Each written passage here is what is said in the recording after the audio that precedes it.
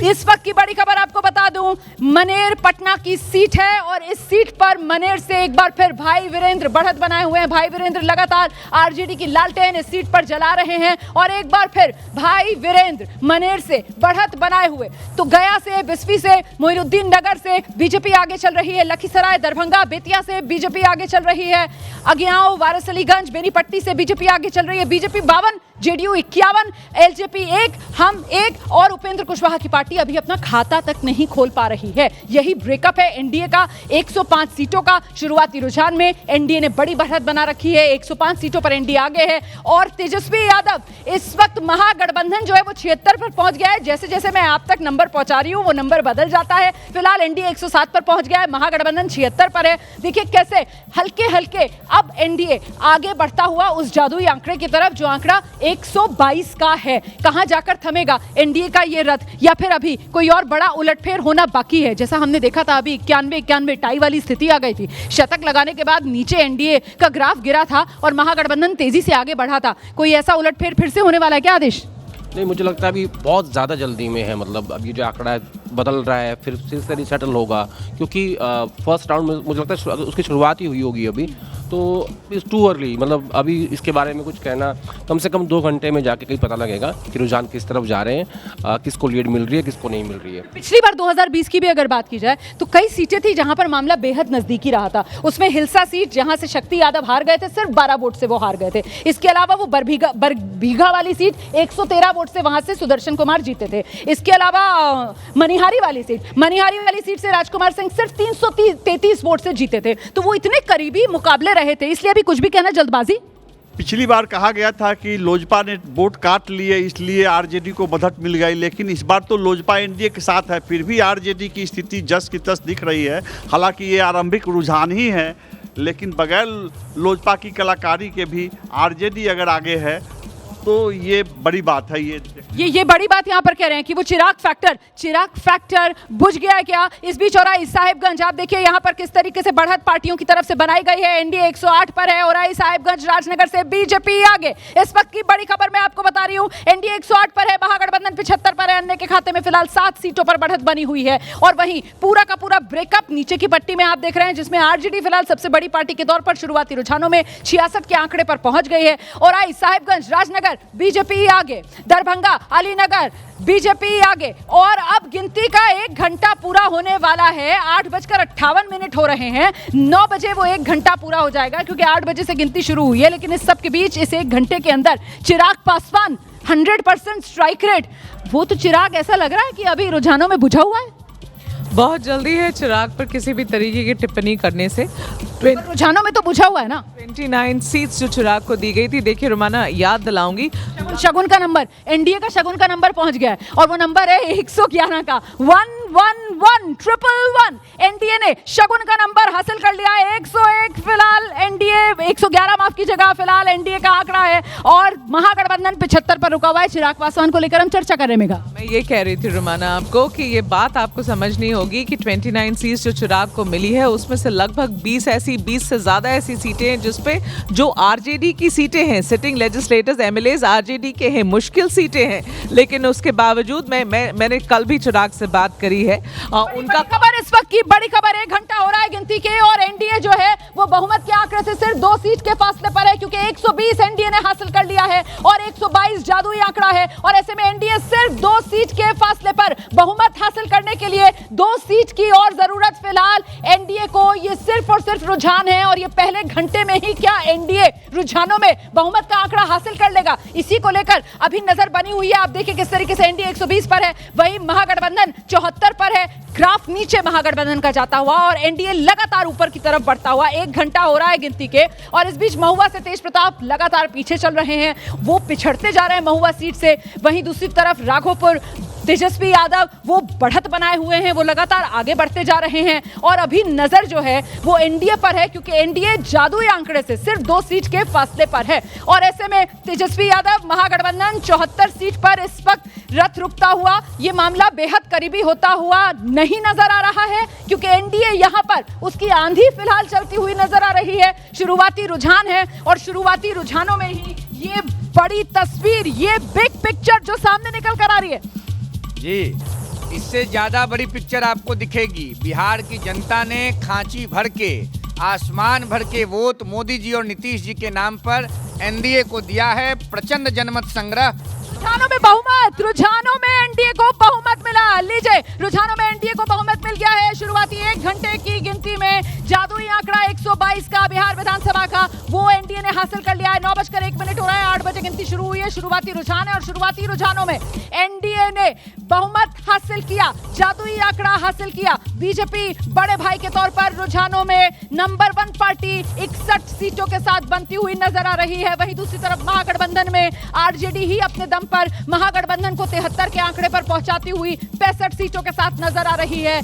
और जो कांग्रेस है वो कुछ खास कमाल करती हुई यहां पर नजर नहीं आ रही है। क्या एक बार फिर से महागठबंधन में सबसे कमजोर कड़ी कांग्रेस ही साबित होगी? ये बड़ा सवाल है। इस बीच जरा ब्रेकअप देख लीजिए आप। जादुई आंकड़ा एनडीए ने हासिल कर लिया है और जादुई आंकड़ा जब एनडीए ने हासिल किया है 122 वाला, तो फिर बीजेपी बड़े भाई की भूमिका में जेडीयू के मुकाबले, हालांकि ज्यादा सीटों का फर्क नहीं है, दोनों की स्ट्राइक रेट बढ़िया है, लेकिन फिलहाल 66 पर बीजेपी है और 53 पर जेडीयू है। और इस तस्वीर में सबसे बड़ी पार्टी भी बिहार की राजनीति में बीजेपी बन रही है। अभी की ये तस्वीर है, 9:02 समय हो रहा है। बिहार की राजनीति में इस वक्त एनडीए ने 125 का आंकड़ा हासिल कर लिया है। शुरुआती रुझानों में एग्जैक्ट वही नंबर है जो 2020 में एनडीए ने हासिल किया था, 125 वाला। और फिलहाल 1 घंटे के अंदर अंदर एनडीए 125 के आंकड़े पर पहुंच गया है। अभी भी इफ एंड बट की जरूरत है।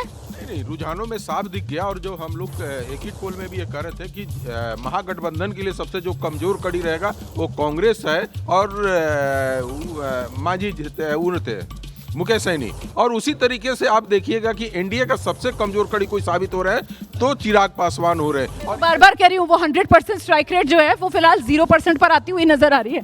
और रोहित हंस रहे हैं, हंस क्यों रहे हैं चिराग पासवान के 100% स्ट्राइक रेट पर? अभी बहुत प्रारंभिक है, इसलिए किसी के बारे में आकलन नहीं किया। चिराग को सपोर्ट कर रहे हैं मतलब आप? जो पांडव पूरी ताकत के साथ लड़े हैं, कौरवों की हार होगी। न्याय का उपेंद्र कुशवाहा की भी नहीं खुल रही है, खाता नहीं खुल रहा। आरजेडी के रीतलाल यादव आगे चल रहे हैं। दानापुर रीतलाल यादव आगे हो गए हैं, मतलब ये कि रामकृपाल यादव जो है वो दानापुर से पिछड़ रहे हैं। हाँ, आप कह रहे हैं कि पिक्चर अभी बाकी है। लालू जी इनके लिए वोट मांगने गए थे और 9:03 हुई है और 9 बजे ईवीएम पहली खुली है। तो मुझे ऐसा लगता है कि जो अभी तक रुझान है ये पूरा का पूरा पोस्टल बैलेट का है और 3 मिनट पहले ही ईवीएम की काउंटिंग स्टार्ट हुई है। तो इनिशियल स्टेज पे मामला है, इतना जल्दी मतलब ये कहना ठीक नहीं होगा कि लेकिन ये तो 2020 वाला नंबर हासिल कर लिया ना, 125 वाला। अभी के लिए कर लिया है, बट मेरे को हरियाणा चुनाव के पोस्टल बैलेट का टाइम याद आ रहा है जब कांग्रेस बहुत आगे थी और उसके बाद जब ईवीएम खुली तो बीजेपी आगे हो गई थी। तो मैं अभी वेट करूंगा इस पर और आप भी इंतजार करेंगे क्या? यह रुझान तो जो बता रहा है कि यही रहने वाली है दिशा, यही रुझान रहा नहीं है, बल्कि इससे आगे बढ़ना है। एनडीए का फिगर इससे और आगे बढ़ जाएगा। तो कुल मिलाकर यहाँ पर आंधी आने वाली है क्या एनडीए की? फिलहाल ऐसा लग रहा है क्या? देखिए बिल्कुल ऐसा लग रहा है। नंबर देखिए आप, नंबर देखिए, एनडीए 130 पर पहुंच गया है और महागठबंधन 65 पर है। मतलब एक बार फिर से वो दुगने वाले फासले की तरफ बढ़ता हुआ एनडीए और महागठबंधन बुरी तरीके से पिछड़ रहा है फिलहाल एनडीए के मुकाबले, क्योंकि एनडीए 130 पर पहुंच चुका है और महागठबंधन अभी 65 पर है। एनडीए ने बहुमत का 122 वाला आंकड़ा पार कर लिया है। एनडीए ने 2020 वाला 125 वाला अपना नंबर बेहतर कर लिया है। एनडीए इस वक्त 130 पर पहुंच गया है। महागठबंधन बहुत पिछड़ता हुआ एनडीए के मुकाबले नजर आ रहा है। हालांकि इस बार दोनों ही गठबंधनों की तरफ से जोड़तोड़ की गई है, अपने सियासी तौर पर जातिगत समीकरण साधने की कोशिश की गई है। इस बीच बड़ी खबर आ रही है और जानकारी सासाराम से मिल रही है, जहां सासाराम की सीट पर स्नेहलता कुशवाहा बढ़त बनाए हुए हैं। ये इस वक्त की बड़ी खबर है। काराकाट सीट है और काराकाट सीट पर स्नेहलता कुशवाहा ने बढ़त बना ली है।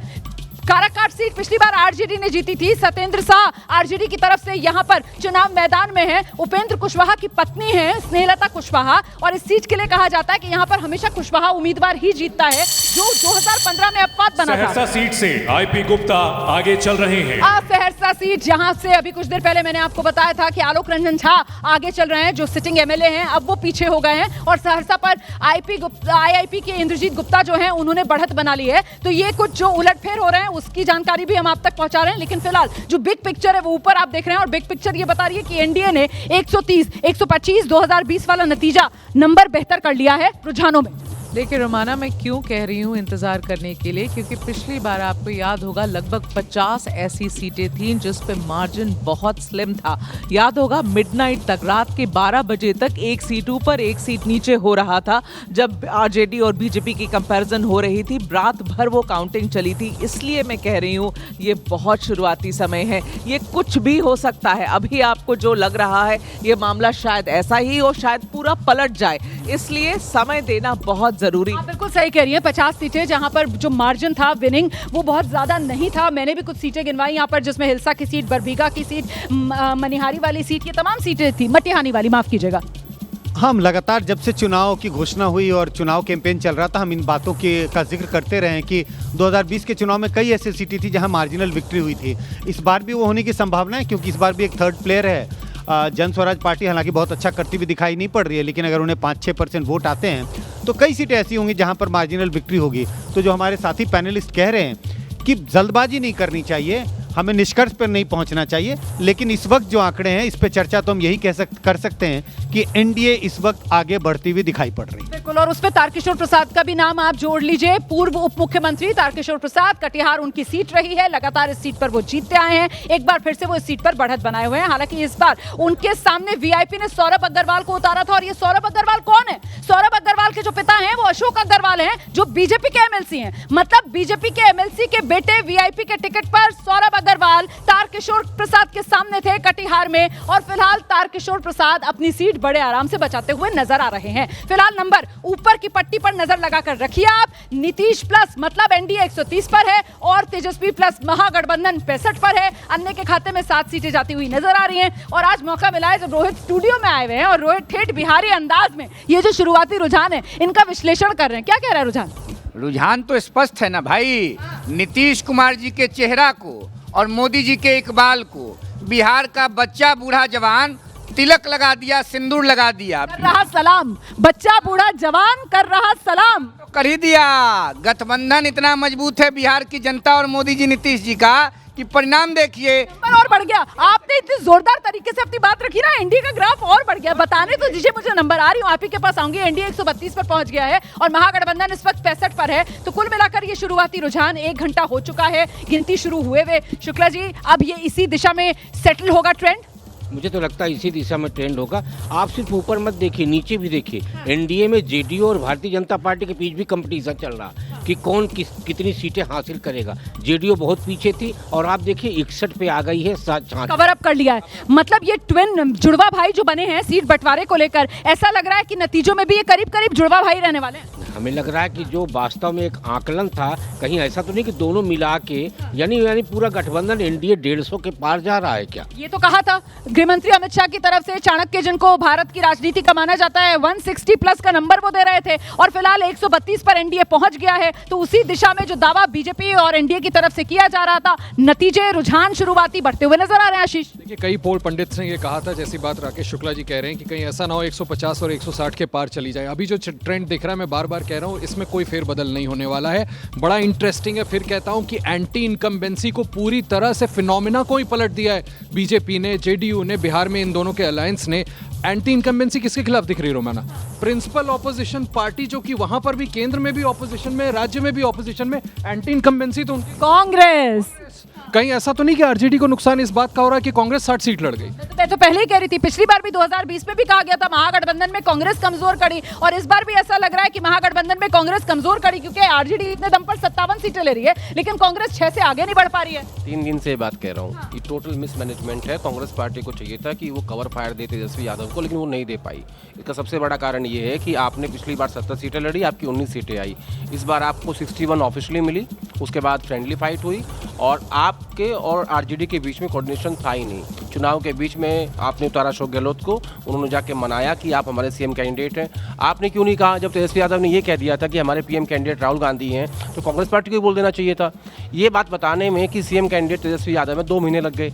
अरे भाई, जब लालू परिवार के अंदर सहमति है कि तेजस्वी यादव हमारे नेता हैं, तो कांग्रेस पार्टी जिसका स्टेक 20% है, उसको मानने में क्या हर्ज था? बिल्कुल मान लेना चाहिए था, और ऐसे में नहीं माना गया, और उसी का ये खमियाजा है क्या जो उठाना पड़ रहा है। इस बीच बड़ी खबर आपको बता दूं, फुलवारी और फुलवारी से श्याम रजक बढ़त बनाते हुए नजर आ रहे हैं। श्याम रजक लगातार 2 बार इस सीट से जीते हैं, जेडीयू के उम्मीदवार हैं। हालांकि पिछली बार वो चुनाव नहीं लड़े थे और ये सीट लेफ्ट ने जीत ली थी, लेकिन इस बार फिर श्याम रजक फुलवारी लेफ्ट से छीनते हुए जेडीयू के लिए नजर आ रहे हैं। इस वक्त की बड़ी खबर मैं आपको बता दूं, एनडीए का जो आंकड़ा है 135 पर पहुंच गया है। एनडीए का रथ अब मजबूती से आगे की तरफ बढ़ता हुआ, तो क्या माना जाए, जिस तरीके से पड़े बम्पर वोट, क्या उसी तरीके से बम्पर जीत की तरफ एनडीए अब आगे बढ़ रहा है? शुरुआती रुझान तो संजय जी यही कह रहे हैं। निश्चित रूप से घंटे भर की काउंटिंग हो गई है, और अगर आप देखें जो शुरुआती रुझान है 135, 165, और बार बार हम इस बात का जिक्र कर रहे हैं कि शुरुआती रुझान है, लेकिन और शुरुआती रुझान बदलते भी हैं, बिहार में भी बदले हैं, लेकिन मुझे लगता है मोर और लेस ट्रेंड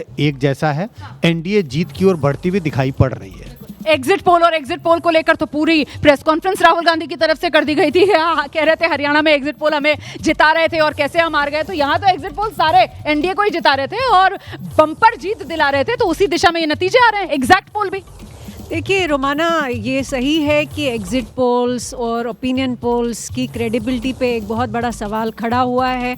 कई बार ऐसा हुआ है कि एग्जिट पोल्स के नतीजे बिल्कुल विपरीत रहे हैं जो एक्चुअल रिजल्ट्स रहे, लेकिन बिहार का ओवरऑल अगर आप पॉलिटिकल लैंडस्केप देखें, उसमें नीतीश कुमार बहुत स्ट्रॉन्ग लीडर के रूप में देखे गए हैं, और वो जो पॉपुलैरिटी उनकी है वो ग्राउंड पे है, विजिबल है, उसमें कुछ छुपा नहीं है। इसलिए ये ट्रेंड जो है 130, 135 एनडीए के लिए, ये लगता है रियलिस्टिक फिगर होना चाहिए, चूंकि नीतीश कुमार एक बहुत बड़े पॉपुलर लीडर है बिहार में। बिल्कुल, नीतीश के नाम पर ही क्या बिहार में वोट पड़ा है, इसको लेकर भी आगे विश्लेषण करेंगे, लेकिन फिलहाल एनडीए मजबूती के साथ 135 सीट पर सबसे आगे बढ़त बनाए हुए, जादुई आंकड़ा पार करके 2020 वाले नंबर को और बेहतर करते हुए एनडीए इस वक्त 135 पर, महागठबंधन पिछड़ते हुए 65 पर। लेकिन इस सब के बीच आरजेडी एक बार फिर बिहार की राजनीति में शुरुआती रुझानों में सबसे बड़े दल के तौर पर अपनी मौजूदगी दर्ज करा रही है, और सबसे बड़े दल के तौर पर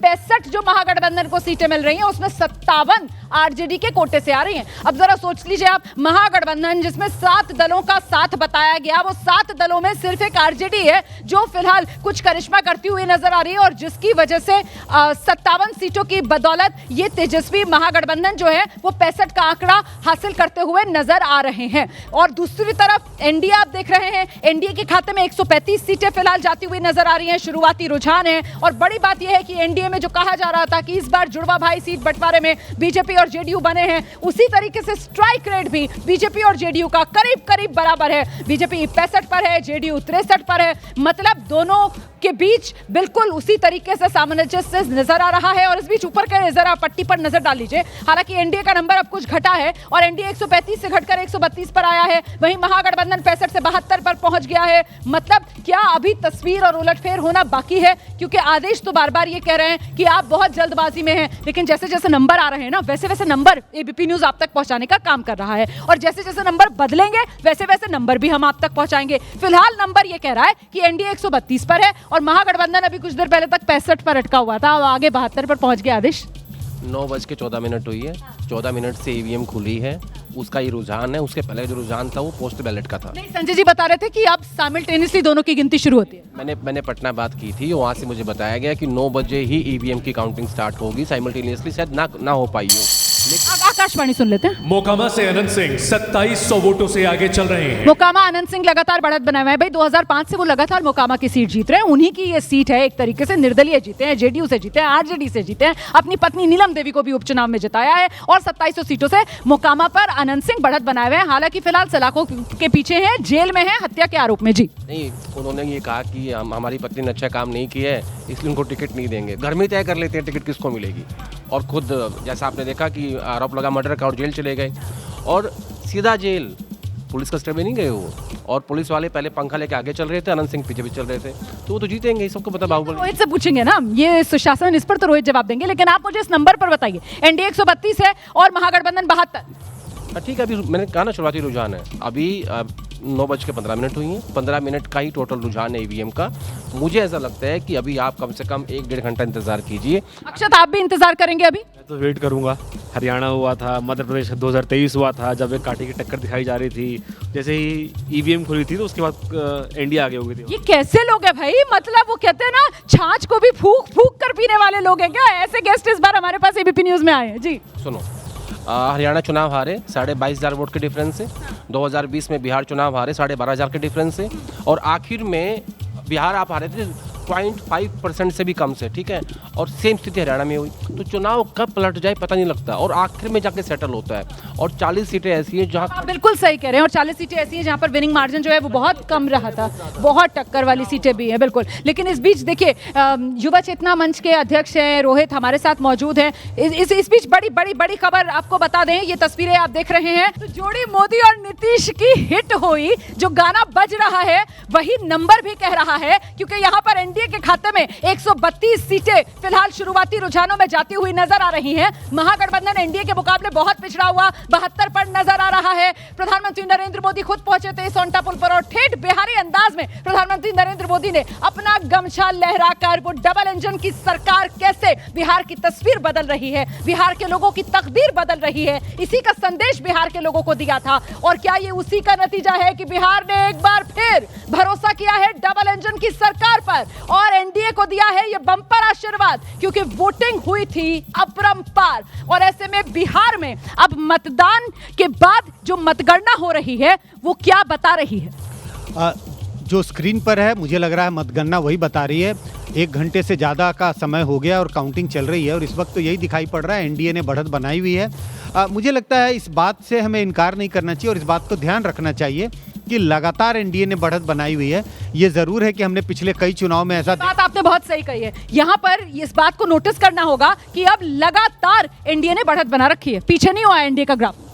देखिए, बिल्कुल सही है कि जो नतीजा अभी दिख रहा है, रुझान दिख रहे हैं, वो रियलिस्टिक इसलिए है क्योंकि जिस तरह की कैंपेन हुई है बिहार में, और जिस तरह के मुद्दे उठाए गए, और उन सब में सबसे ज़्यादा जो महिलाओं की अगर आप टेस्टिमनीज देखें, जिस तरह से वो नीतीश को सबसे ट्रस्टवर्दी लीडर मानती है, उससे ये रुझान बिल्कुल सही और एक्यूरेट दिख रहे हैं।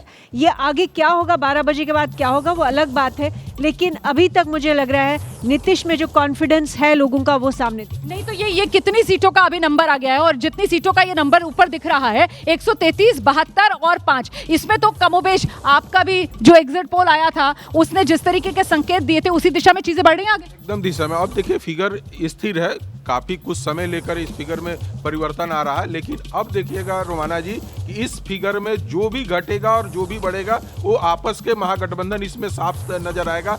अब ये समझ में आ गया कि जन स्वराज पार्टी का क्या रोल है और कितने सीटों पे वो आगे बढ़ रही है। तो उसके रोल के बाद अब एनडीए का रोल का पता चलेगा कि एनडीए का क्या है। और यहाँ पे आकर जन स्वराज जैसे कहीं पे 4, कहीं पे 3 और कहीं 2 सीटों का दिखा रहा है कि जन स्वराज आ रहा है। तो अब जन स्वराज कहीं पर 1-2 पर एआईएमआईएम आगे दिखा रहा है, कमोबेश वो सेटल हो रहा है। बीच में तो आम आदमी पार्टी भी आगे दिखा रहा था। आई एम श्योर अब आम आदमी पार्टी जो बेगूसराय पर आगे थी, अब वो बेगूसराय में यकीनन या तो कुमार कुंदन या फिर कांग्रेस की वहां पर जो अमिता भूषण थी, उन्हीं दोनों में से कोई एक आगे चल रहा होगा। अपडेट का मैं इंतजार कर रही हूं, बीजेपी या कांग्रेस। बेगूसराय में कौन आगे है?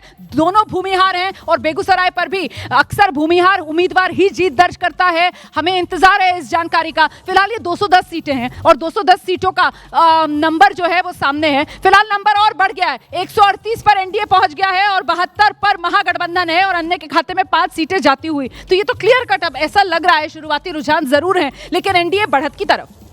मुझे तो अब आशंका ये हो रही कि अमित शाह जी की तरफ से जिस तरह सीएम को लेके सस्पेंस पैदा किया गया, क्या वो रणनीति थी? क्योंकि जिस तरीके से भर भर के वोट गिरा है, तो मुझे लगता है वो एक रणनीति ऐसी थी जिससे एक सिंपैथी वेव तैयार हो नीतीश जी के पक्ष में, और उसका फ़ायदा एनडीए को हो। क्योंकि उसको लेके हम ये मान के चल रहे थे कि भारतीय जनता पार्टी और जेडीयू दोनों के बीच में मतभेद है सीएम कैंडिडेट को लेके, लेकिन इससे लग रहा है कि वो मतभेद नहीं, स्ट्रेटजी थी, और उस स्ट्रेटजी का फ़ायदा एनडीए को होता हुआ दिखाई दे रहा। तो ये स्ट्रेटजी थी नीतीश कुमार के नाम का ऐलान ना करना, ताकि वो सहानुभूति, सिंपैथी वेव नीतीश कुमार के पक्ष में बने और उसका फायदा एनडीए को मिले।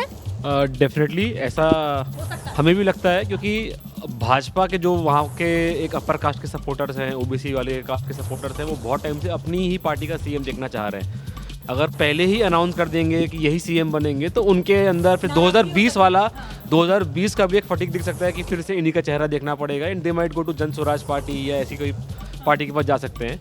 उन्होंने स्ट्रेटेजिकली ही ऐसा किया गया है कि जो बीजेपी का वोटर है वो बिल्कुल अलग राय यहाँ पर लेकर आ रहे हैं। नीतीश के नाम पर फटीक, नीतीश के चेहरे पर फटीक, जबकि यहाँ कहा जा रहा है नीतीश से बड़ा कोई चेहरा नहीं है। मनोज जी, ये क्या आकलन लेकर आए? अगर वोट की बात हो, मैं बोलना नहीं चाहता, लेकिन अगर वोट की बात हो तो ये तो जात की राजनीति की बात हो तो इसको तो सरपास नीतीश जी ने बदल दिया ना नैरेटिव। यहाँ पर लोग हिसाब जोड़ते थे कि ये कास्ट का नंबर इतना, इस कास्ट का। नीतीश जी का कास्ट का क्या है? उनको तो सबका समर्थन है। ये नैरेटिव उन्होंने बदला है बिहार में, ये समझना चाहिए। पूरे बिहार के हर एक समुदाय के लोगों का समर्थन नीतीश कुमार जी को है, तभी आज वो सबसे पॉपुलर लीडर बिहार के हैं। सब समुदाय का एक्सेप्टेंस है। बिहारी पन से लोगों ने नीतीश कुमार जी का समर्थन किया, ये एक बड़ी बात है। संजय झा को आप सुन रहे थे, कार्यकारी अध्यक्ष जेडीयू के, और अभी अक्षर जो कह रहे थे कि साहब फटीक हो सकता था नीतीश के नाम। इस सवाल जो इस बार अभी एक सप्ताह चलेंगे कि बड़ा भाई कौन, छोटा भाई कौन, मुख्यमंत्री कौन, तो सवाल के आगे जायसवाल बैठा हुआ है, इसीलिए इस बार सवाल चलेगा नहीं। तेजस्वी यादव के नेतृत्व में सरकार बनेगी। एकदम मैंने शुरू से ही, जब जनवरी 2025 में हमने एनडीए कार्यकर्ता सम्मेलन 38 जिला में शुरू किया था और बाद में फिर 243 विधानसभा में जब हमने एनडीए का कार्यकर्ता सम्मेलन किया तो उस समय भी हम लोगों ने बैकड्रॉप में यही नारा दिया था 2025 फिर से नीतीश, यानी नीतीश कुमार जी के नेतृत्व में हम आगे बढ़े। नीतीश कुमार के कारण आप चुनाव जीत रहे हैं या मोदी जी के कारण? वाह वाह वाह, देखिए कमाल है भाई। आप सवाल में क्यों इस तरह की बातें क्यों करते हैं? मोदी जी दुनिया के सर्वाधिक लोकप्रिय नेता हैं। एक मिनट सुन लीजिए, आप घबराइए मत। तो जोड़ी तो वाकई में हिट हो गई है। फिलहाल शुरुआती रुझान यही बता रहे हैं, मोदी, नीतीश और बिहार 2025 यही पूरी चुनावी नतीजों की कहानी रहने वाली है क्या? शुरुआती रुझान इसी की तस्दीक कर रहे हैं और प्रतिक्रियाएं सामने आनी शुरू हो गई है एनडीए के नेताओं की। आपने जेडीयू के संजय झा को सुना, आपने बीजेपी के प्रदेश अध्यक्ष दिलीप जायसवाल को सुना, और दोनों की तरफ से ये कहा जा रहा है कि साहब गेम चेंजर नीतीश की नीतियां साबित हुई हैं। बीजेपी कह रही है कि हमने तो पहले ही कह दिया था कि बिहार चुनाव 2025 और मोदी नीतीश यही वो जोड़ी है जो हिट रही है, और ऐसे में नीतीश की वो नीतियां और खासतौर से बिहार चुनाव 10,000 यही क्लिक कर गया सबसे ज्यादा। ये कहना तो बहुत मुश्किल। आकाशवाणी महुआ से एलजेपी के संजय कुमार सिंह आगे चल रहे हैं। गजब हो गया। महुआ सीट जो आरजेडी की पारंपरिक सीट रही है, यादव और मुस्लिम बहुल ये सीट है जहां पर आरजेडी हमेशा कंफर्टेबली जीतती रही है। गढ़ आरजेडी का, वहां पर तेज प्रताप यादव जनशक्ति जनता दल बनाकर चुनाव मैदान में उतरते हैं और आरजेडी के मुकेश रोशन को हराने का काम कर रहे हैं क्या तेज प्रताप यादव? क्योंकि एलजेपी ने यहां से संजय सिंह को उतारा था और संजय सिंह फिलहाल महुआ सीट से बढ़त बनाते हुए नजर आ रहे हैं। संजय जी, देखिए, मैं ये नहीं मानता कि सिर्फ 10,000 महिलाओं के खातों में देने से ही इतनी बड़ी जीत जो अभी इस वक्त होती हुई दिखाई पड़ रही है। कई कैटलिस्ट का काम कर सकता है ना, वो कई कारण होते हैं। महिला वोटरों की चर्चा हो रही है, लेकिन ये सिर्फ ये बात नहीं कि पहली बार ऐसा हुआ। महिला वोटरों का वोट जो है नीतीश कुमार के पक्ष में काफ़ी समय से जाता रहा है। हमें भूलना नहीं चाहिए कि शराबबंदी हुई है बिहार में, नीतीश कुमार ने किया, साइकिल योजना लाई स्कूल के लड़कियों के लिए, यूनिफॉर्म योजना लेकर, हाँ, ऐसे तमाम चीजें हैं जो महिलाओं के 30% रिजर्वेशन दिया है। बिल्कुल बिल्कुल, नंबर बदल गया है और इस वक्त आप देखिए नंबर ऊपर बदलता हुआ एनडीए 138 पर है और महागठबंधन 72 पर है। लगातार 142 पर इस वक्त एनडीए गठबंधन पहुंच गया है। एनडीए गठबंधन और मजबूत स्थिति में आता हुआ बिहार की चुनावी राजनीति की ये सबसे बड़ी तस्वीर। और लीजिए, ये राजगीर का आप पुल देख रहे हैं, ये ग्लास ब्रिज है और इसी ग्लास ब्रिज से ये नंबर जो शीशे की तरह साफ हैं और ये बता रहे हैं बिहार की चुनावी राजनीति में किंग कौन? नीतीश कुमार। अब की बार बिहार में किसकी सरकार? एनडीए सरकार। बिहार के रण में तेजस्वी प्रण फीका पड़ा। बिहार के रण में जो एनडीए का संकल्प था वही सिद्ध होता हुआ नजर आ रहा है। फिलहाल एनडीए 142, महागठबंधन एनडीए के मुकाबले बहुत पीछे। आप देख रहे हैं अभी महज 72 पर ही महागठबंधन है और एनडीए 142 पर पहुंच गया है। तेजस्वी प्रण फीका, एनडीए का संकल्प सिद्ध हो गया। जंगल राज हार रहा है, तेजस्वी यादव का अहंकार हार रहा है। बिहार में सुशासन की सरकार आ रही है। मोदी जी और नीतीश जी का संकल्प जीत रहा है। बिहार की जनता का मानस स्पष्ट है।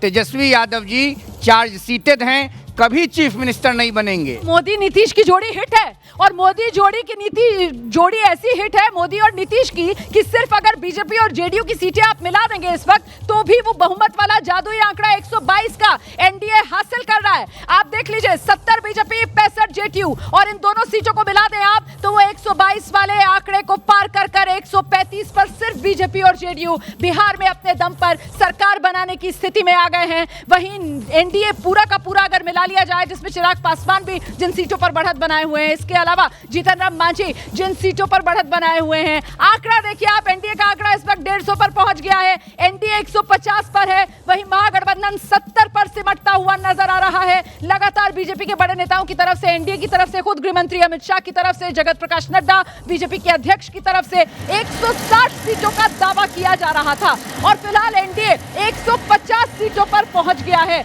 150 सीटों पर एनडीए बढ़त बनाते हुए क्या इसको अभी भी शुरुआती रुझान कहा जाएगा? आदेश 1.5 घंटे की काउंटिंग हो रही है, 27 मिनट की काउंटिंग हुई है ईवीएम की, 1 घंटे की काउंटिंग हुई है पोस्टल। आप नहीं मानने वाले? कैसे मान जाऊंगा? रोहित देखिए ये लोग कभी नहीं मानेगा। रात में 9 बजे पूछिएगा तो कहेगा ये लोग कि शुरुआती रुझान है। रुझान स्पष्ट है पहले दिन से जब आदर्श आचार संहिता लगा।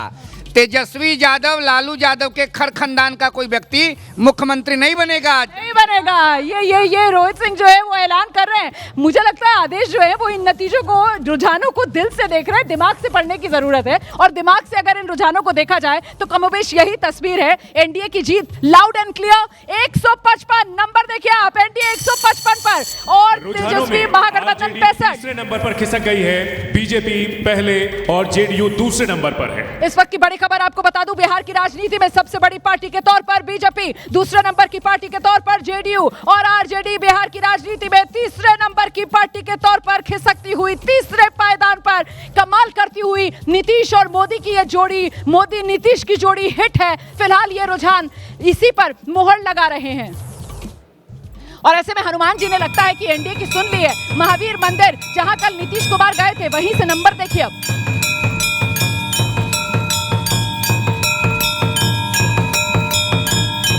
तो ये नंबर आपके सामने है, महावीर मंदिर पटना का ये मंदिर आप देख रहे हैं, हनुमान जी का मंदिर है। नीतीश कुमार आशीर्वाद देने कल इसी मंदिर में गए थे और ऐसा लगता है कि हनुमान जी ने पूरा आशीर्वाद नीतीश कुमार पर बरसा दिया है, एनडीए पर बरसा दिया है, क्योंकि एनडीए के चेहरे के तौर पर नीतीश कुमार ही थे और लगातार बीजेपी की तरफ से भी, एनडीए के सभी साथियों की तरफ से भी 2025 फिर से नीतीश, इसी बात को दोहराया जा रहा था। हालांकि विपक्ष औपचारिक तौर पर नीतीश के नाम का सीएम उम्मीदवार के तौर पर ऐलान एनडीए क्यों नहीं कर रहा, इस बात को लेकर एनडीए को घेरने में जुटा हुआ था और इसी चक्कर में खुद हमने देखा महागठबंधन की तरफ से बाकायदा प्रेस कॉन्फ्रेंस करके तेजस्वी यादव के नाम का सीएम उम्मीदवार के तौर पर ऐलान किया गया, मुकेश सहनी के नाम का ऐलान किया गया और जुगत यह लगाई गई कि वो ईबीसी वोट जो नीतीश कुमार का वोट माना जाता है उसमें कहीं ना कहीं सेंधमारी की जाए, लेकिन ऐसा कुछ होता हुआ नजर नहीं आ रहा। नंबर बदल गया है, एनडीए 160 पर, वो दावा जो लगातार एनडीए की तरफ से किया जा रहा था 160, एनडीए ने टच किया 160 का आंकड़ा, महागठबंधन 60 पर, 100 का फासला इस वक्त एनडीए और महागठबंधन के बीच बड़ी जीत की तरफ बढ़ता हुआ। एनडीए महागठबंधन के मुकाबले बिहार में काबा, बिहार में नीतीश बा, नंबर लगातार बदल रहा है, एनडीए 160 पर है, महागठबंधन 60 पर सिमटता हुआ फिलहाल नजर आ रहा है। पटना मेट्रो नंबर के साथ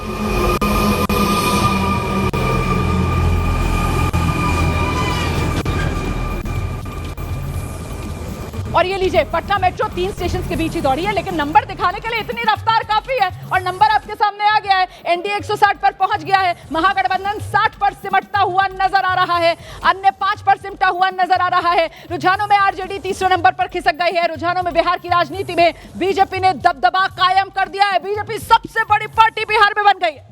मुझे लगता है कांग्रेस को सीखना चाहिए कि सब्र राजनीति में कैसे किया जाता है और सब्र का फल मीठा होता है, ये सुना था।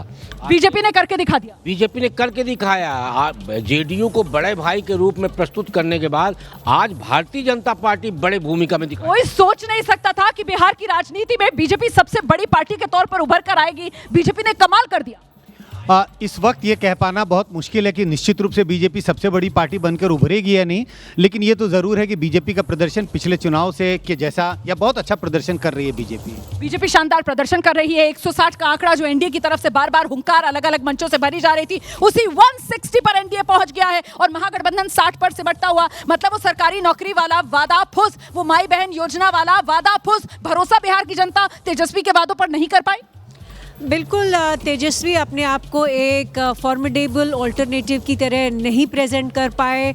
उनके जितने भी प्रॉमिसेस थे वो अनरियलिस्टिक प्रॉमिसेस लग रहे थे और ये भी मेरे ख्याल से वोटर के मन में था कि सेंटर में सरकार मोदी जी की है, बीजेपी की है, तेजस्वी उस सिनेरियो में क्या लेकर आएंगे। डबल इंजन की सरकार बिहार के लोगों को चाहिए थी, विकास बिहार के लोगों को चाहिए था और इसमें सिर्फ और सिर्फ केंद्र सरकार पर ठीकरा फोड़ा जाए, काम धंधा कुछ हो नहीं बिहार के अंदर, ऐसी राजनीति बिहार के लोग नहीं देखना चाहते। शायद यही है जनादेश। पहले तो मैं कहूंगा रोमाना जी इलेक्शन कमीशन को बता दीजिए, मैं 167 ही दिया था आंकड़ा, 60 आप अभी पहुंचा दिए घंटे। सर अब आप मुबारकबाद ले लीजिए, पहले आप ले नहीं रहे थे। मैं आपको एबीपी न्यूज की ओर से औपचारिक तौर पर मुबारकबाद दे देती हूँ। रुझानों में तो ये दिख रहा है कि शायद हमारे आंकड़े हैं। और दूसरा आपका प्रश्न था कि लोगों ने विश्वास किया नहीं बेरोजगारी का। देखिए बेरोजगार दो तरह के आजकल चुनाव में मिलते हैं, एक ये बेरोजगार मिलते हैं जो हर चुनाव में बेरोजगार रहते हैं और दूसरा वो बेरोजगार है जो सही पढ़ लिख कर रोडों पे घूमता है लेकिन उसको देखता है कि मुझे जो देने वाला है वो किस तरीके से देगा और क्या है। तो यदि वो पढ़ा लिखा है तो समीक्षा करता है कि जिन्होंने घोषणा किया वो कैसे पूरा करेंगे। तो वो जो बेरोजगार थे, जो पढ़े लिखे बेरोजगार थे, वो एनडीए की तरफ से जाते हुए दिख रहे हैं और जो बेरोजगार हर चुनाव में होते हैं वो आरजेडी की तरफ जाते हुए दिख रहे हैं। मतलब हवाई वादों की दौर नहीं चला और ऐसे में विश्वास और भरोसा जीता और विश्वास और भरोसे का नाम फिलहाल बिहार में सिर्फ एक ही है और वो है नीतीश कुमार। यही साबित हो रहा है एनडीए के 160 के नंबर से। नीतीश कुमार और प्रधानमंत्री मोदी दोनों, बीजेपी ने भी बड़ी मेहनत की, चाहे प्रधानमंत्री मोदी हो, अमित शाह हो। देखिए मुझे लगता है मुद्दे आरजेडी और कांग्रेस ने गलत चुन लिए। इनके जो पोल कैंपेनर्स थे, चाहे संजय यादव, चाहे सुनील सिंह हो, रमीज हो, ये सब लोगों ने गलत, और कांग्रेस ने भी जो स्ट्रैटेजाइज किया वो गलत किया। रोमाना मुझे लगता है 100 बात की एक बात, छोड़ दो हिंदू मुसलमान राजनीति, महिलाओं पे फोकस करो। उनमें मादा है कि वो तुम्हारी राजनीतिक तकदीर बदल सकते हैं, वो ये करके दिखा दे। नहीं, अभी शुक्ला जी कह रहे थे ना सब्र का फल मीठा होता है। बीजेपी के लिए आपने ये इस्तेमाल किया जुमला, मैं कहना चाहती हूँ सब्र का फल मीठा होता है। ये नीतीश कुमार पर भी फॉर्मूला सेट होता है क्योंकि वो 2006 और महिलाओं के लिए, बालिकाओं के लिए वो साइकिल योजना, यूनिफॉर्म योजना, 33% रिजर्वेशन, डोमिसाइल को लेकर उनको फैसिलिटी देना और अब ये 10,000। और ऐसे में कुल मिलाकर नीतीश कुमार ने भी बड़ी सब्र के साथ अपने लिए एक अलग वोट बैंक कल्टीवेट किया। नहीं, मुझे नहीं लगता कि नीतीश कुमार के अंदर सब्र है। 2005 से लेकर 25 तक तो मैंने नहीं देखा। यदि वो सब्र करते तो पलटी नहीं मारते। सब्र करने के लिए मैं फिर से कहूँगा कि राजनीतिक दलों को भारतीय जनता पार्टी से सीखना चाहिए कि जिन जगहों पर गठबंधन के साथ वो चली और पूरी ईमानदारी के साथ चली, और आज बिहार इस बात का उदाहरण है कि सब्र का फल मीठा होता है। और Bharatiya Janata party strike rate तो देख लीजिए आप, रुझानों में स्ट्राइक रेट बीजेपी का करीब 80%, 80% स्ट्राइक रेट बीजेपी का नजर आ रहा है। जेडीयू का स्ट्राइक रेट देखिए आप, रुझानों में 70% स्ट्राइक रेट जेडीयू का नजर आ रहा है। दोनों पार्टियां जेडीयू और बीजेपी इस बार बराबर सीटों पर लड़ी, 101 सीट 101 सीट। उन 101 सीट में बीजेपी के खाते में इस वक्त 81 सीटें जाती हुई नजर आ रही हैं, जेडीयू के खाते में 70 सीटें जाती हुई नजर आ रही है। और नतीजा ये आप देखिए, नंबर बदल रहा है। वो जो 160 पर नंबर पहुंचा था वो थोड़ा नीचे आया है और फिलहाल 149 149 एनडीए का नंबर नजर आ रहा है। महागठबंधन जो 60 तक आ गया था, थोड़ा सा आगे बढ़ते हुए 72 पर पहुंचा है। आदेश चले गए क्योंकि वो तो लगातार यही कह रहे हैं कि थोड़ा सा इंतजार कर लीजिए। रोहित के पास चलते हैं और जानते हैं रोहित अब क्या कहेंगे। ये तो थोड़ा नीचे एनडीए, महागठबंधन थोड़ा ऊपर। नहीं, कहीं नीचे ऊपर नहीं है। देखिए स्वर्गीय कर्पूरी ठाकुर जी बिहार और देश में सामाजिक न्याय के आधार स्तंभ रहे। लालू जी 10 साल पावर में थे, 2004 से 14 उनको देश का सर्वोच्च सम्मान नहीं दिलाया, बुड़बक बनाते हैं पिछड़ा दलित अति पिछड़ा को। मोदी जी ने स्वर्गीय कर्पूरी ठाकुर जी को देश का सर्वोच्च सम्मान दिया, गरीबों की चिंता की, पिछड़ों को। आकाशवाणी से चेतन आनंद पीछे चल रहे हैं। नबीनगर से चेतन आनंद पीछे चल रहे हैं। यहाँ पर आरजेडी की तरफ से आमोद चंद्रवंशी को चुनाव मैदान में उतारा गया था और कहीं ना कहीं पिछड़ों का वोट जो है वो साधने की एक कोशिश चेतन आनंद के सामने आरजेडी ने की थी। क्या वही कारगर साबित हो रही है सर? चेतन आनंद वहाँ पर दूर से गए थे, शिवहर से गए हैं और बाहरी का ठप्पा उन पर लगा हुआ था। जेडीयू वाले वीरेंद्र कुमार सिंह जिनकी वो सीट रही है वो भी बागी हो गए थे। लेकिन अभी भी अंत तक कुछ स्थिति में वहाँ सुधार की उम्मीद है। कहा जा रहा है कि अंततः चेतन आनंद निकाल ले सकते हैं। चेतन आनंद आप कह रहे हैं कि निकाल सकते हैं, लेकिन फिलहाल चेतन आनंद जो पिछड़ रहे हैं, ये अभी का बड़ा अपडेट सामने निकल कर आ रहा है। कमोबेश ये आगे पीछे थोड़ा बहुत मामला होगा, पर कुल मिलाकर इसी दिशा में सेटल होगा, और वो दिशा यही है कि बिहार में एक बार फिर नीतीश सरकार बनती हुई नजर आ रही है। डबल इंजन की सरकार ही बिहार में दौड़ेगी। बिहार की जनता के मन की बात यही इन शुरुआती रुझानों में नजर आ रही है। संजय जी, शुरुआती रुझान में तो निश्चित रूप से, क्योंकि आप देखिए 148 और 73 है, और जैसे जैसे समय बीतता जाएगा मुझे लग रहा है कि धीरे धीरे स्टेबलाइज होगी चीज़ें। हम बार बार इस बात का जिक्र कर रहे हैं कि 11 बजे तक चीज़ें बहुत साफ हो जाएंगी, लेकिन मुझे लग रहा है कि पलटने की गुंजाइश कम है। लेकिन मैं बार बार कह रहा हूँ, चुनाव ऐसे नहीं है, पलटे हैं। आकाशवाणी पूर्णिया से बीजेपी के विजय कुमार खेमका 2604 वोट से आगे चल रहे हैं। विजय खेमका लगातार इस पूर्णिया सीट से जीतते रहे हैं। गृह मंत्री अमित शाह ने पूर्णिया में विजय खेमका के लिए रोड शो भी किया था, जिस दौरान हमारे सहयोगी अंकित गुप्ता ने अमित शाह से खास बातचीत भी की थी इसी रोड शो के दौरान। और तब भी अमित शाह की तरफ से 160 वाला आंकड़ा दोहराया गया था एनडीए के लिए। और फिलहाल एनडीए का रथ आप देख रहे हैं 148 पर पहुंच चुका है, महागठबंधन 73 पर है। अब तो मुझे लगता है जरा इस पर चर्चा कर लेनी चाहिए। क्या चला, मुद्दा चला, चेहरा चला, क्या चला? नीतीश कुमार चले, मुझे लगता है। मैं लगातार सीटें बीजेपी की ज्यादा आ रही है वैसे। 80% का स्ट्राइक रेट बीजेपी का, 81 बीजेपी और जेडीयू 70 है। मुझे लगता है चूंकि ये रुझान है, हमें फाइनल रिजल्ट के लिए वेट करना चाहिए। लेकिन एक बात तय है कि नीतीश कुमार की पॉपुलैरिटी बढ़ी है, घटी नहीं। क्या चला मनोज जी, क्या चला? आकाशवाणी महुआ में तेज प्रताप यादव तीसरे नंबर पर खिसक गए हैं। यहां एलजेपी लीड कर रही है। महुआ सीट वैशाली में आती है, आरजेडी के गढ़ के तौर पर इसकी पहचान रही है। लेकिन तेज प्रताप यादव की जिद कहा जाएगा क्या कि आरजेडी के मुकेश रोशन सिटिंग एमएलए वो दूसरे नंबर पर खिसक गए हैं। खुद तेज प्रताप यादव खेल बिगाड़ते हुए तीसरे नंबर पर पहुंचे हुए हैं, और फायदा माफ कीजिएगा एलजेपी के संजय सिंह को यहां पर हो रहा है। जी, क्या चला चुनाव में? चुनाव में देखिए मुद्दे भी चले हैं, चेहरे भी चले हैं, और संगठन में जिस तरीके से चुनाव लड़ा जाता है इकट्ठा होकर, उसने एनडीए ने ये प्रूफ किया है। और महागठबंधन में ये बिखराव दिखा। राहुल गांधी बड़े चेहरे थे, चुनाव में गायब थे। चुनाव के पहले दोनों लोगों ने यूनिटी एकता, वो कह रहे हैं कि साहब गठबंधन की एकता ये चली है। क्या चला? देखिए, महिलाएं चली, अमित शाह चले, नीतीश कुमार चले, नरेंद्र मोदी चले, और तेजस्वी यादव का जब तक मुख्यमंत्री चेहरा नहीं डिक्लेयर किया गया तब तक बाहर निकल करके प्रचार नहीं करना भी चला। इसका नुकसान हुआ है, जिसकी वजह से इतना आगे आपको एनडीए दिख रहा है। ठीक है, तो यहाँ पर उन्होंने पूरी लिस्ट गिना दी। क्या चला आपकी नजर में? क्या चल रहा है बिहार चुनाव में? दो चीजें चली। महागठबंधन जो है वो एम-22 समीकरण में जकड़ गया, और जो एनडीए गठबंधन है वो डेवलपमेंट के इशू को लेके आगे बढ़ गया। एमवाई में कैसे सिमट गया भाई? वो कह रहे थे हम हर घर को सरकारी नौकरी देंगे। तेजस्वी यादव का उनका प्रण था, तेजस्वी प्रण वो कर रहे थे। वो कह रहे थे कि माई बहन योजना, और सारी तो वो योजनाएं अपनी बता रहे थे। कह रहे थे नीतीश कुमार ने जो 10,000 वाली योजना चलाई है, क्योंकि हम 2,500 रुपए महीना देने की बात कर रहे हैं, जिसके लिए बाद में वो आए भी, कहने लगे 14 जनवरी को हमारी सरकार बनेगी, सीधा महिलाओं के खाते में 30,000 रुपए दे देंगे।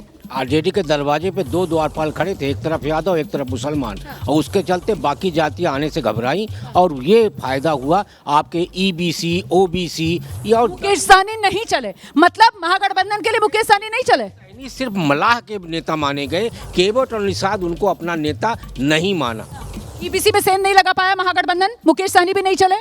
मुकेश सहनी चले हैं कहीं कहीं पर, लेकिन हम लोग सिर्फ प्रमुख जातियों की चर्चा करते हैं, कुम्हार की चर्चा नहीं करते हैं। नुनिया, लोहार, बढ़ई, चौरसिया जो छोटी छोटी जातियां हैं उनकी चर्चा नहीं। वो साइलेंटली बहुत बड़ा काम कर रहे हैं इसमें। और अंतिम 6 महीने में जो नीतीश कुमार की डिलीवरी थी वो बहुत शानदार थी। अंतिम उन्होंने एंटी इनकम्बेंसी को नहीं आने दिया, लेकिन मोदी के नाम को बुलाया नहीं जा सकता है। और सबसे बड़ी बात है कि तेजस्वी यादव के चेहरे को मुख्यमंत्री के रूप में स्वीकार नहीं किया। बिहार की जनता ने तेजस्वी यादव के चेहरे को मुख्यमंत्री के तौर पर स्वीकार। चला क्या? अभी तो देख के लग रहा है नहीं चला। उनका एक सर्टेन लखीसराय से बीजेपी आकाशवाणी कुमार सिन्हा पिछड़ रहे हैं। विजय सिन्हा पिछड़ रहे हैं। अमरीश अनीश वहां पर कांग्रेस के उम्मीदवार हैं। वैसे तो दोनों ही भूमिहार उम्मीदवार हैं, और ऐसे में विजय सिन्हा पिछड़ रहे हैं। विजय सिन्हा की सीट रही है ये लखीसराय सीट। मैंने पहले भी आपको इसके बारे में बताया। 2005 फरवरी में पहली बार विजय सिन्हा ने ये सीट जीती थी। 2005 अक्टूबर में हार गए थे वो। उसके बाद फिर 2010, 2015, 2020 जीत की हैट्रिक विजय सिन्हा ने लगाई है। लेकिन इस बार विजय सिन्हा पिछड़ रहे हैं, ये बड़ा अपडेट आ रहा है। मैं जानना चाह रही हूँ अभी तक के रुझानों में क्या लग रहा है, बिहार में क्या चला? डेफिनेटली एमवाई के बाहर एमजीबी नहीं आ पाई।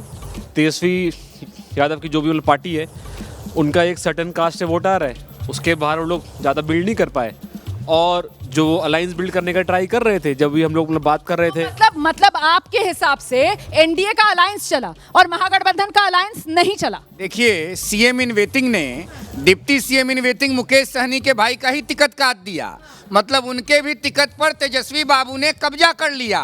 तेजस्वी यादव तो कह रहे थे कि संतोष सहनी को दे देना वोट, वो तो मुकेश सहनी ने खुद ही आकर कह दिया कि नहीं आप अफजल अली खान को ही दे दो। मुकेश सहनी को धमका दिए तेजस्वी यादव।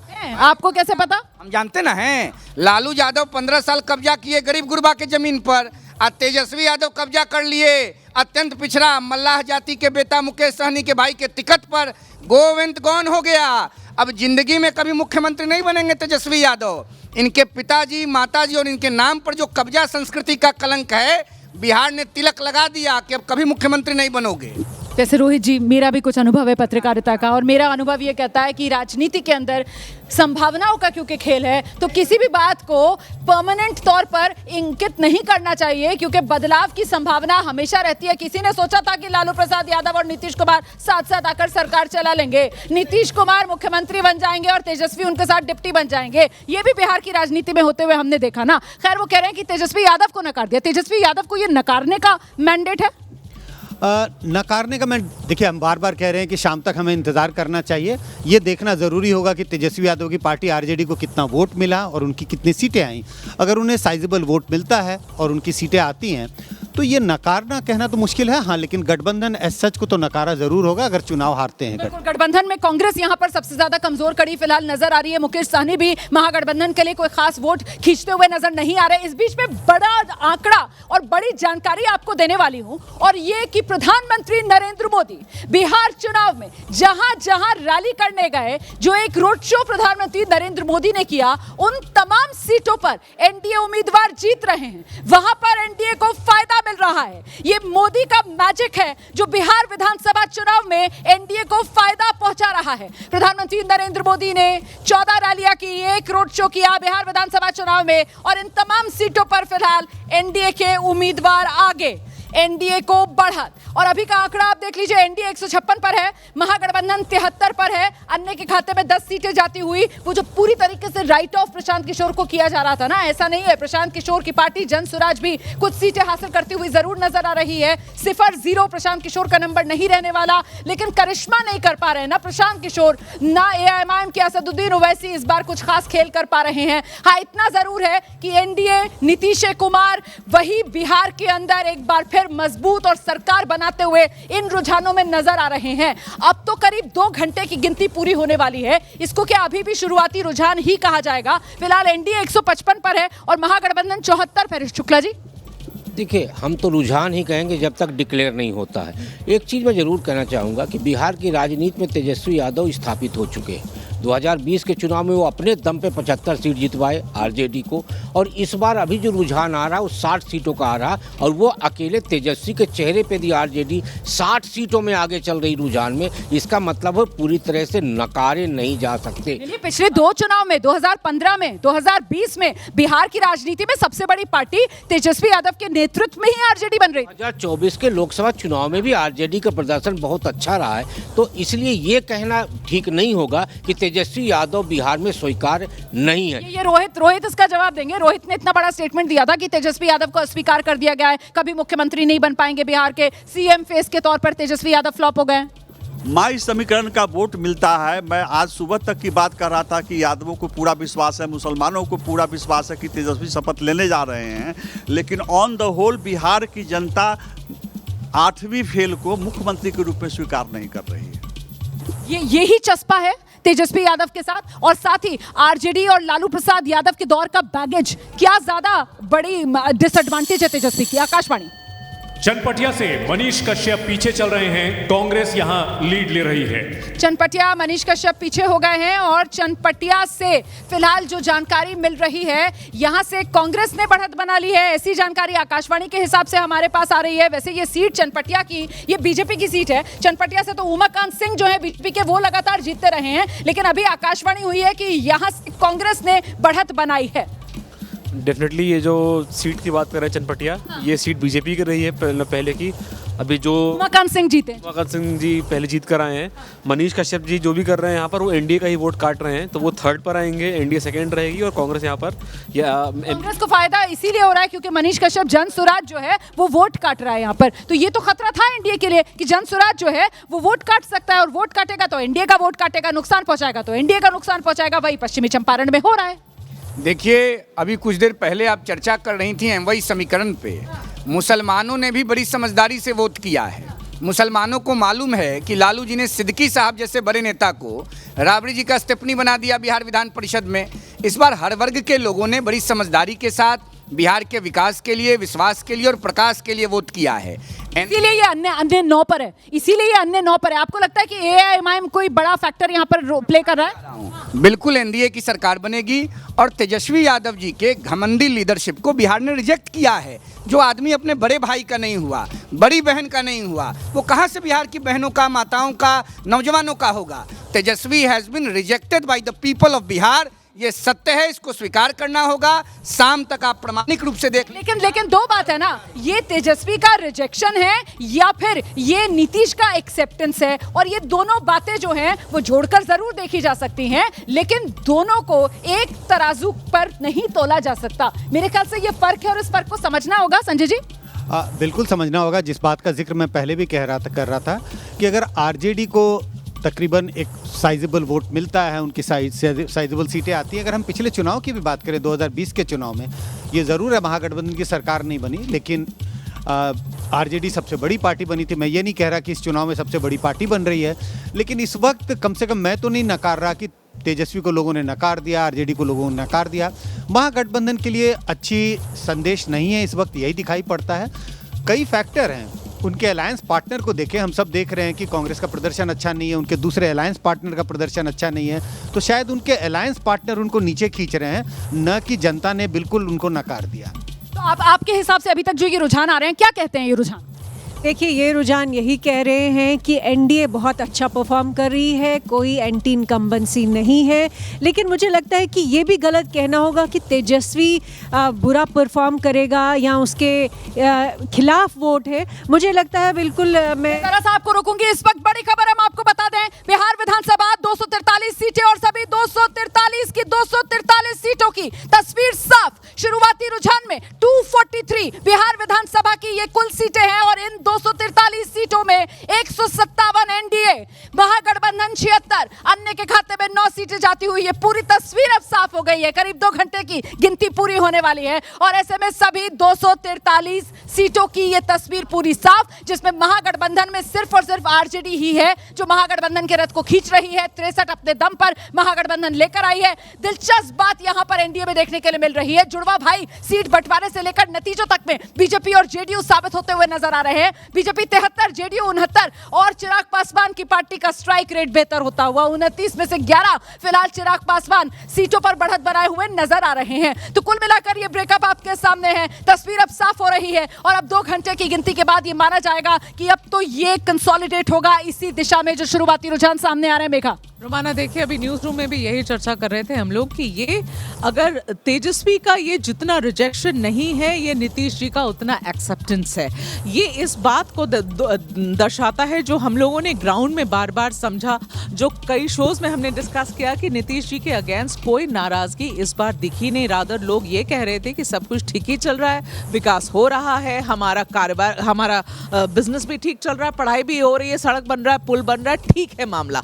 तो ये ठीक है मामला वाला वोट अभी दिख रहा है, लेकिन मैं तब भी कह रही हूँ कि थोड़ा और वेट कर लेते हैं। सारी पार्टियां अच्छी, जो मेन 3 पार्टियां हैं, तीनों अच्छा परफॉर्म करते हुए आपको दिख रही हैं। थोड़ा और इंतजार करेंगे। आपने जैसे चिराग के लिए उस वक्त कहा कि खाता खुला नहीं, वैसे चिराग ने, मेरी उनसे कल रात में बात हुई, उन्होंने, उनका ऐसा दावा है कि वो 20+ पे जाएंगे, लेकिन 10+ पे दिखते अभी जाते हुए दिख रहे हैं। और ये भी बहुत इंपॉर्टेंट है समझना कि 243 सारे रुझान आ गए हैं। तो अब ये कंसोलिडेशन होता हुआ दिख रहा है रोमाना की एक तरफा खेल यहाँ पर है। जो मैं सुबह कह रही थी कि अगर युवाओं ने और औरतों ने एक तरफ वोट दिया है तो ये एक तरफ का खेल है, वही होता हुआ दिख रहा है। बिल्कुल, तो कुल मिलाकर ये एक तरीके से आंधी है और वो आंधी एनडीए के पक्ष में है और इस पे महागठबंधन एनडीए के सामने कहीं टिक नहीं पा रहा। ये शुरू से नजर आ रहा था और मैं बार बार बोल रहा था कि यदि आप लोगों ने तेजस्वी की बात कहा कि उनको लोगों ने स्वीकार किया है, ऐसा नहीं है कि नहीं किया है। मैं ये मानता हूं कि तेजस्वी ने जिस दिन राहुल गांधी को अपने मंच पे चढ़ाया एसआईआर को लेकर, तेजस्वी की वहां से मुद्दा विहीन होना और ये उनके लिए सबसे बड़ा नुकसान हो रहा। जनता उनको चाहती थी, ये चुनाव बहुत अच्छे तरीके से लेकर जा रहे थे, लेकिन जो भी उनके सलाहकार होंगे किस कारणवश उन्होंने राहुल गांधी को एसआईआर के मुद्दे पर लेकर चले और वहीं से इनका मुद्दा भटकना, ये इनके लिए सबसे ज्यादा नुकसानदेह है। जनता के बीच में वो नकारे नहीं गए हैं, ये मैं मानता हूँ। बिल्कुल शुक्ला जी, आपका असेसमेंट, क्योंकि अब तो पूरी 243 की 243 सीटों का ये रुझान सामने।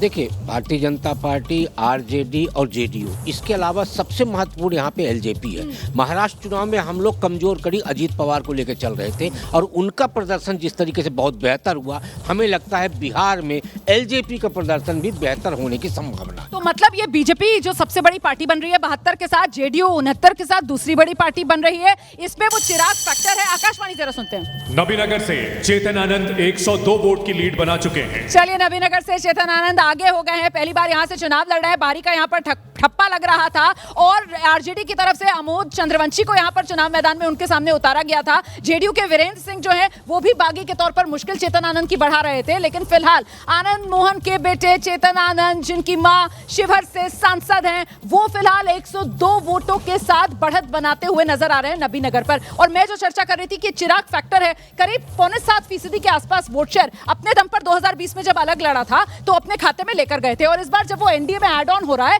तो बीजेपी सबसे बड़ी पार्टी बन रही है, जेडीयू दूसरे नंबर की पार्टी बन रही है और खुद एलजेपी 29 में से फिलहाल 11 सीटों पर आगे। बेशक पासवान समाज के वोटर मुखर होते हैं, बूथ पर वो बोल्डली मौजूद रहते हैं और वो वोकल होकर पॉलिटिकल मुद्दों पर बात करते हैं, तो एनडीए को उसका लाभ मिलता हुआ स्पष्ट दिखाई दे रहा है। और एक और बात है, जो अपवाद ही सही, गरीब महिलाओं के बीच, जीविका दीदियों के बीच जातीय बैरियर टूट गया था। मुझे एक ऐसी यादव गरीब महिला से भी मिलने का मौका मिला जिन्होंने न सिर्फ अपना दिल बाया, उनके ससुर को आंख से दिखाई नहीं दे रहा था। वो बोली कि वो अगर उनको फ्री छोड़ते तो वो भी लालटेन को देते। उस महिला ने खुद तीर छाप पर ससुर के बदले में भी बटन दबाया। ये जो बात आप कह रहे हैं ना, दरअसल आरजेडी और यादव समुदाय के जो पुरुष थे वो भी इस बात को लेकर बड़ा असमंजस में थे कि उनको अगर टटोल कर पूछा जाता था कि महिलाएं, तो उसमें फिर वो चुप हो जाते थे और घर की मालकिन किसको वोट देगी इसको जाकर कहते थे उनकी मर्जी, जिसको भी वोट दें। क्योंकि वो जिस तरीके से पैसे पहुंचे और करीब बिहार में 1.5 करोड़ महिलाओं के खाते में सीधे वो 10-10 हजार रुपए की राशि पहुंची, इसीलिए कहा गया चुनाव बिहारी 10,000 ही। और ये क्या एक कैटलिस्ट के तौर पर इस बार 2025 बिहार चुनाव में हमेशा याद रखा जाएगा, इसका भी आगे विश्लेषण होगा। लेकिन फिलहाल मैं चिराग पासवान को लेकर चर्चा करना चाह रही हूं। वो करीब 6.5-7% के आसपास अपने दम पर अकेले 2020 में जब विधानसभा चुनाव लड़ा था, वोट शेयर उनका गया था।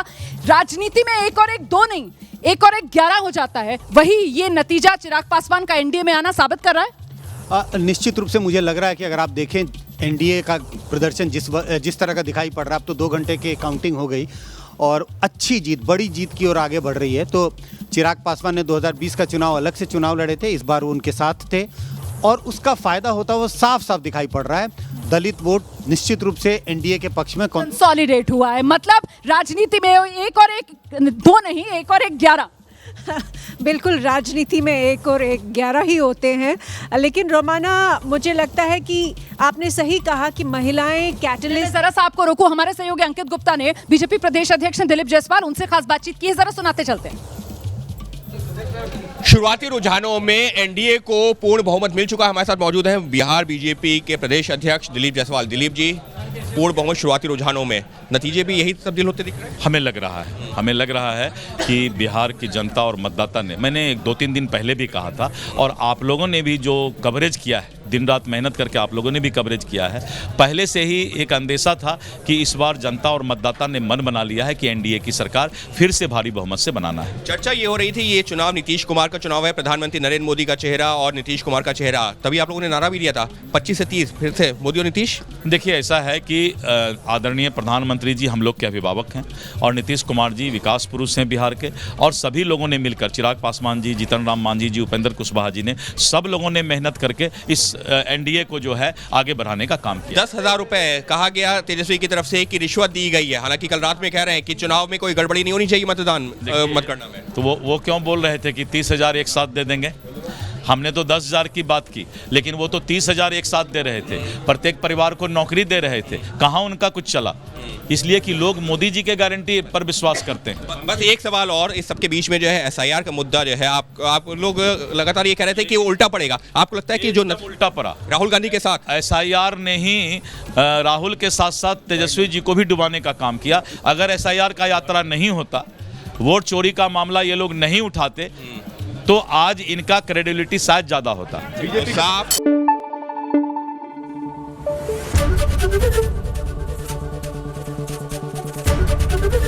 एबीपी न्यूज आपको रखे आगे।